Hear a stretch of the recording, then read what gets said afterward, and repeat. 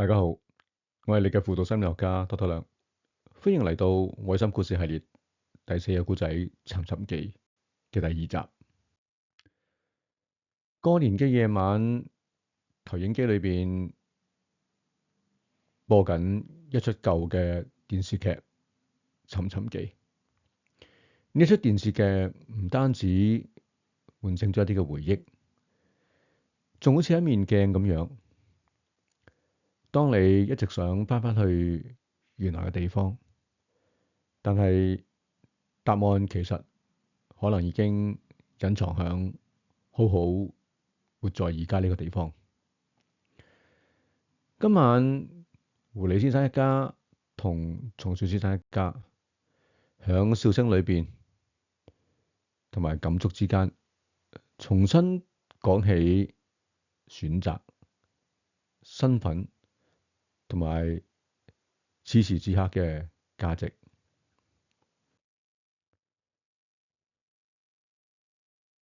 狐狸先生一家同松鼠先生一家過年呢晚睇緊呢一出舊嘅電視劇集。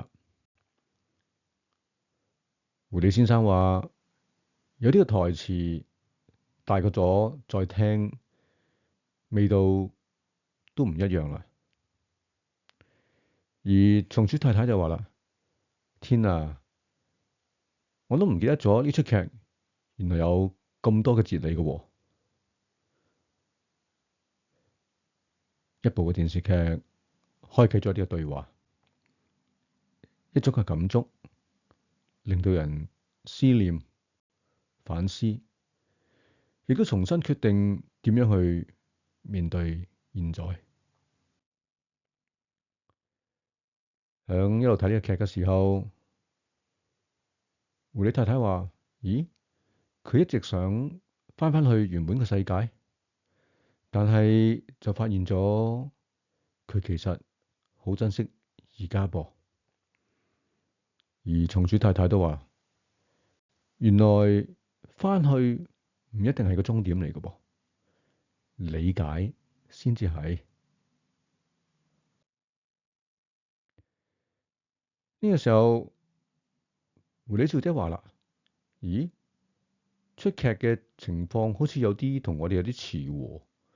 我一直都好想翻返去以前家鄉嗰間學校翻學，但係我又幾喜歡而家呢間學校，我又中意佢嗰個新嘅圖書館喎。而松鼠仔就話啦：喜歡新嘅地方唔代表你背叛咗家鄉嘅噃，只係你嘅心而家變得更加大啫。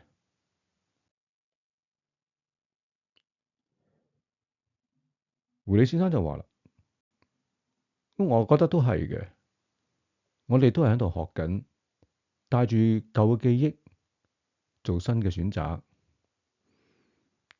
咁松鼠仔就喺度諗啦，咁樣我哋其實而家係咪就係我哋自己嘅尋尋記啊？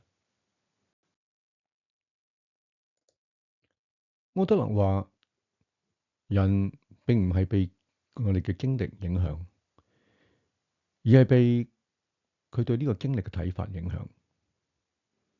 而正向心理學亦都講，幸福唔係翻返去以前，而係喺而家睇到價值。狐狸先生話：所以我哋唔係被我哋搬到去邊度去決定我哋而家嘅心情同埋價值，而係話我哋自己點樣去看待自己，去決定我哋而家嘅心情同埋而家嘅價值。咁狐狸太太就話啦：咁樣我哋可以一邊想念，一邊喜歡而家，係嘛？松鼠先生都話：咁樣不如將今日就當成為練習新嘅一頁，咁樣我哋咪有力量咯。而松鼠太太都話：冇錯，想念係我哋嘅根，但係喜歡就係我哋嘅芽。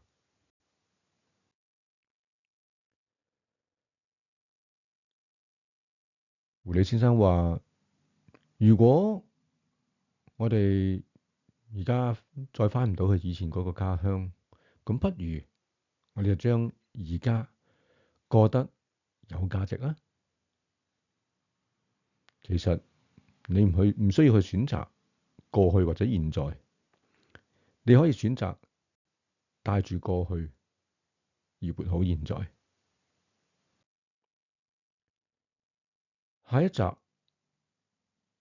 當你以為只係懷舊，命運但係就會帶嚟一個問題俾你，